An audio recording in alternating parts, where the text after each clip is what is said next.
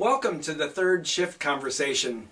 We hope these discussions have been enriching in your congregational life. The first one, Tisha, we began by talking about all the things we appreciate in our churches. The deep affection for our traditions, all that we cherish. And in the second conversation, we talked about the changes the church has been faced with in the past years, and how in some places we've found unexpected blessings in those changes.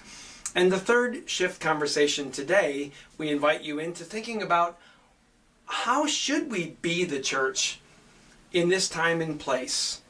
Never before has it been so unclear what the future of the church will look like. Yeah. And yet, many of us believe deeply that something hopeful and exciting lies out there beyond us. Diana Butler Bass has been writing a little bit about this in her book, Grounded. She connects us to the earthy spirituality from which we all come. And in her subsequent writings, she's beginning to reflect on this interesting inverse phenomenon between the rise of spirituality and the decline of religious institutional life. You know, she talks about all the ways people connect with God out there through Mother Nature and through yoga and through mystic thinking and through serving in soup kitchens and shelters. And she talks about the struggles in the church, of how the way we've always done things may not be working so well anymore. But rather than fall into cynicism, she invites us into a newfound hope that there are intersections, crossroads, places that we can connect as the body of the church with all that is spiritual out there in our communities. Yeah. You know, I've often wondered when I've been thinking about these things, whether it is that the spirituality is on the rise, or whether it more is that the structures of religious expression that have been meaningful for a long time are no longer meaningful for an increasing number of people, which makes me wonder what we need to do as people who love the church. What do we need to do differently instead of lamenting that things have changed, accepting that they have changed, and thinking about what opportunities does this present to us to engage in our community in a different kind of way.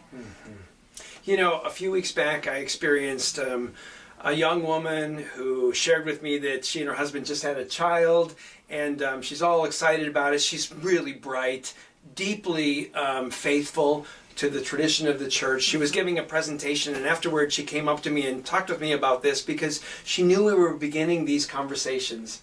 And she said, I have to tell you, with a little bit of guilt and also some wondering, I have to tell you that we only make it to church about once a month these days. And we have this yearning to experience spirituality and to touch the sacred and to do so in our community fabric, in the life that surrounds us. And if there were ways that we could volunteer our time and be prayerful with folks beyond the doors of our church, we would be very drawn to that. Yeah. You know, I would guess that there are a lot of people like that in the orbit of all of our churches. You know, people who know of our churches, who think fondly about church and about the religious life, but for whom the structure that exists isn't working anymore. And so maybe this conversation, I think what this conversation is really about for the Shift initiative is to think about those people and what would it look like if our congregations engaged those people, met them at that place where they were, and took the richness of our tradition and brought it into conversation with their spiritual yearning. And so that's what we're going to be inviting you to do, is have a conversation about what that would look like. We all, or most of us I would guess, experience the presence of God in the church and outside of it. And so we know what that's like, to be walking in the woods or volunteering and really knowing the presence of God with us.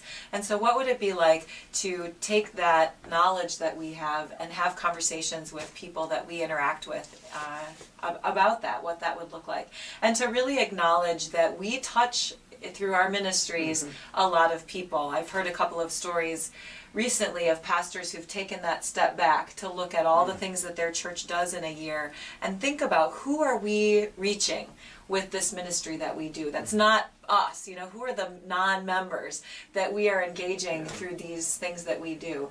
And what would it be like to think of those people as part of our community, to sort of erase that boundary between member and non-member. Yeah, partners with us. And partner with people that we're serving. They might not come to our church for worship, but they might be richly engaged, and who knows what the Holy Spirit is doing in their lives, and that might bring them back into a community in a different kind of way.